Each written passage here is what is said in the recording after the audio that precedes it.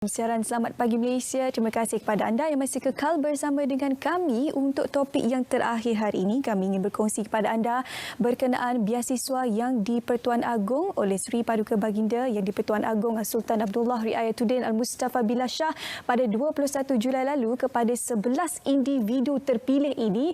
Ada beberapa wakil kami bawakan di studio hari ini untuk berkongsi pengalaman mereka dan juga seorang lagi individu di studio hari ini. Kami amat berbesar hati untuk menerima kunjungan. Selamat datang diucapkan kepada Datuk Datuk Akmal Hassan selaku Timbalan Pengarah Bahagian Kanan Bahagian Pembangunan Modal Insan Jabatan Perkhidmatan Awam. Apa khabar Datuk, sihat ya? Sihat, terima kasih Syu. Okey, dan juga seorang lagi di studio hari ini kami bawakan iaitu Brian Lim Waiton selaku penerima beasiswa yang di-Pertuan Agong sesi pengajian 2020-2021 dan Brian merupakan pelajar Doktor Falsafah Artificial Intelligence Imperial College London.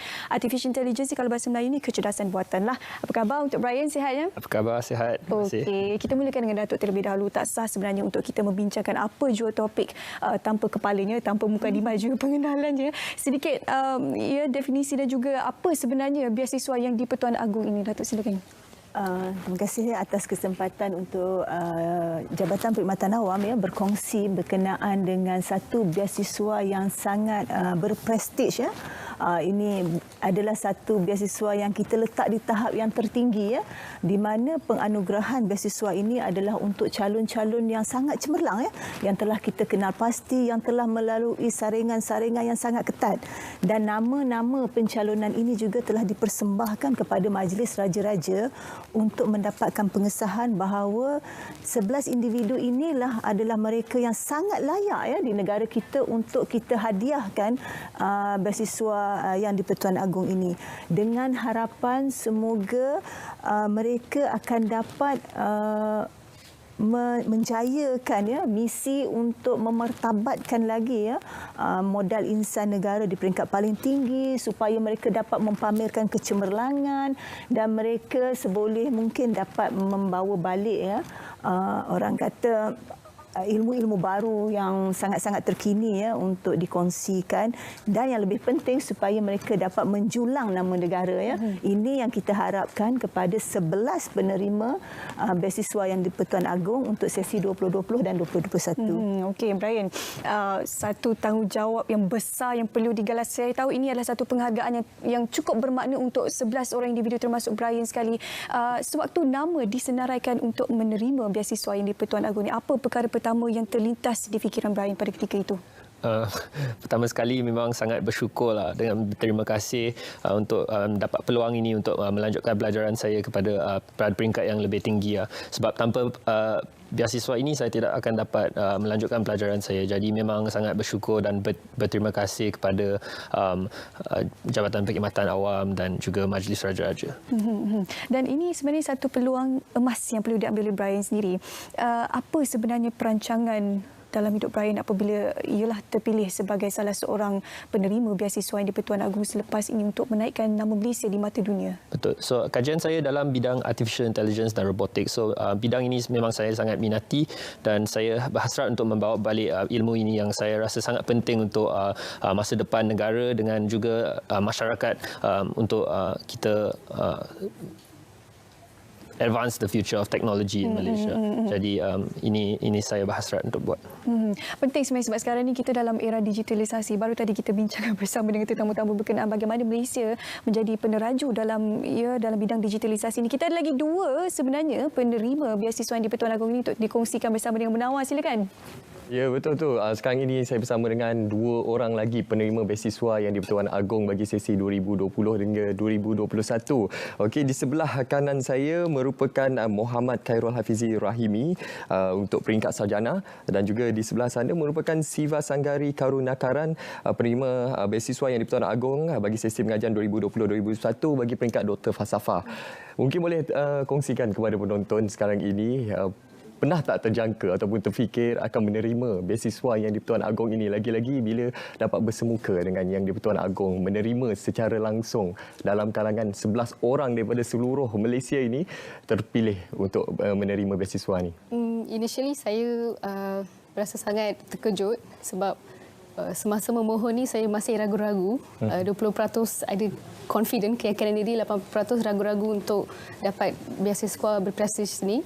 Tapi bila keputusan keluar, saya berasa amat bersyukur dan gembira dan juga amat grateful lah pada God and also for getting the scholarship.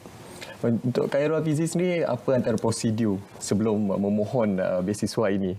Okey, so untuk prosedur sebelum ni, so saya daripada UiTM Shah Alam, so akan melanjutkan pelajaran ke master di UKM. So saya mula-mula saya kena cari dulu siapa pensyarah untuk saya pergi buat research di UKM tu.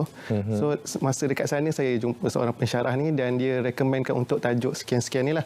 So lepas saya tahu tajuk ni, kemudian saya perlu membuat kertas kerja, sedikit proposal untuk saya hantarkan kepada UKM dan JPA sendiri untuk buat penawaran tu. Lepas so dia ada beberapa saringan dia, saringan untuk dapatkan tawaran tu lah. So lepas kita dapat keputusan tu untuk masuk ke UKM, baru proses daripada JPA sendiri akan uruskan benda tu. 11 orang yang terpilih untuk menerima beasiswa yang di-Pertuan Agong ini, sudah pasti antara prosedur yang tadi ialah menghantar proposal terlebih dahulu. Saya kira proposal yang dihantar tu mesti sangat hebat, memberi impak manfaat kepada masyarakat. Jadi mungkin boleh kongsikan secara umum proposal ataupun research penyelidikan yang dilakukan. Proposal ataupun research penyelidikan tu berkaitan dengan proposal tajuk yang diberikan oleh supervisor lah. So biasanya dia tak semestinya panjang, dia kena padat dan ringkas dan lebih terjurus kepada contribution kepada negara. Macam Siva dalam bidang aeroangkasa. Ya. So pengususan bidang saya lebih kepada bahan dan struktur dalam bidang aeroangkasa. Khairul pula? Saya kepada kejuruteraan elektronik, tapi fokus more kepada computer engineering studies lah, CSS. So yang mana kita buat sendiri satu elektronik ni untuk kegunaan rakyat sendiri. So memang antara tapisan-tapisan dia tu macam kita ada video presentation, lepas tu ada interview daripada panel-panel yang agak tough lah. Panel-panel tu sendiri memang mahir lah dalam bidang tu. Mungkin ada kata-kata akhir yang kita boleh kongsikan dalam kepada penonton Sahabat Bagi Malaysia mengenai perasaan sekarang ini menerima menjadi 11 orang yang terpilih dalam kalangan penerima beasiswa yang di-Pertuan Agong ini. So saya berasa amat gembira dan bersyukur kepada Tuhan kerana beasiswa ni sesuatu yang saya amat mengharapkan untuk cita-cita saya untuk melanjutkan pelajaran ke peringkat PhD. So, rasa sangat bersyukur dan terima kasih kepada pihak JPA dan juga Majlis Diraja Malaysia. Khairul pula? Kalau untuk bagi saya, apa yang boleh saya cakapkanlah untuk kepada generasi yang akan datang, terutamanya macam pelajar daripada SPM sendiri, Sijil Pelajaran Malaysia. So, jangan fikirkan benda yang lepas tu, tapi fikirkan untuk apa masa yang akan datang yang boleh kita buatlah. Sebab masa yang sekarang ni mungkin menjadi penentu untuk pada kita masa akan datang. Baik. Sekarang ini kita akan teruskan perbincangan mengenai beasiswa yang di-Pertuan Agong ini, tapi kita akan teruskan perkongsian ini bersama dengan Syuhaida Rifit dekat sana. Okey, baik. Terima kasih Munawar Seronok. Kita akan rasa bijak seketika bersama dengan orang-orang yang bijak di keliling kita ini.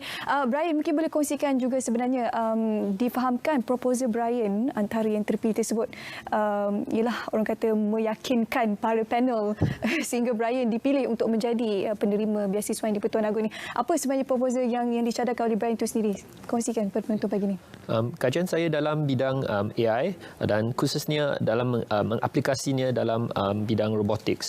Jadi sekarang robot-robot yang kita biasa nampak adalah robot yang di kilang-kilang yang hanya boleh mengulangi perkara yang sama dan boleh berfungsi dalam persekitaran yang terkawal sahaja. Jadi kajian saya adalah untuk merangka algoritma yang boleh membolehkan robot-robot ini berfungsi untuk mencapai pelbagai tujuan am dan berfungsi dalam pelbagai persekitaran, bukan saja dalam persekitaran terkawal. Dan Dato' Akmal kau boleh kongsi dengan kami, sebenarnya ada banyak bidang yang dipilih untuk bagi penerima-penerima beasiswa yang di Pertuan Agong ni. Antaranya ialah sains dan teknologi, itu memang wajiblah. Itu antara bidang yang memang akan diberikan keutamaan dalam mana-mana beasiswa sekalipun. Jadi kita minta Datuk untuk kongsikan mana lagi bidang lain yang sebenarnya memerlukan kepakaran anak-anak muda di Malaysia untuk mereka menjadi penerima beasiswa yang di Pertuan Agong. Pada masa ini ada 4 bidang utama yang akan ditaja di bawah program beasiswa yang di Pertuan Agong, iaitu sains dan teknologi. Sebagaimana Syu maklumkan tadi, memang ini adalah antara bidang yang memang sangat popular ya. Walau bagaimanapun, di bawah program ini kami juga mencari individu-individu yang terkemuka untuk meneruskan pengajian dalam bidang ekonomi, undang-undang dan keuangan Islam ya. Kita mahukan calon-calon penerima ni untuk meneroka ya, walaupun dalam bidang ekonomi, keuangan Islam dan undang-undang, meneroka sesuatu yang di luar ya, yang sangat unik ya, yang orang kata sangat luar biasa lah ya. Jadi mungkin akan ada agak sukar ya kita nak mendapat calon-calon. Walau bagaimanapun pada tahun ini alhamdulillah kita ada seorang calon ya yang akan melanjutkan pelajaran dalam bidang undang-undang ya. Jadi kita berharap ya lebih ramai ya calon-calon di luar sana ya, yang saya rasa memang ramai yang layak untuk memohon pada sesi akan datang. Insya-Allah kita akan buka permohonan pada bulan Februari ya. Jadi kami sangat-sangat mengalu-ngalukan ya lebih ramai ya dan pelajar-pelajar untuk mengemukakan permohonan. Untuk sesi tahun ini kita dah tutup lah ya. Tapi untuk sesi yang akan datang kita nak melihat potensi-potensi yang boleh dikedepankan ya rakyat-rakyat Malaysia ya. Kerana pencalonan ini terbuka kepada mereka yang berusia di 35 tahun ke bawah ya. Jadi kami menjemput ya individu-individu yang mempunyai kebolehan luar biasa untuk memohon untuk sesi akan datang.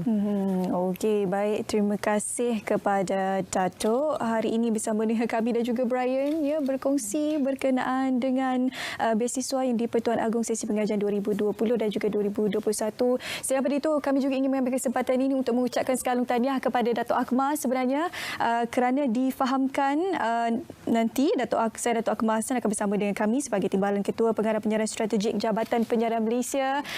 Jadi saya mewakili semua kru Penerbit Saat Pagi Malaysia Seksyen Semasa dan semua warga tugas Jabatan Penyiaran Malaysia ingin mengucapkan sekalung tahniah dan juga selamat bertugas kepada Datuk Akmal nanti. Okey, baik, itu dia lah setakat ini topik yang kami boleh bawakan untuk anda di Saat Pagi Malaysia. Moga ia dapat memberikan manfaat untuk anda pada pagi ini. Betul, sentiasa jaga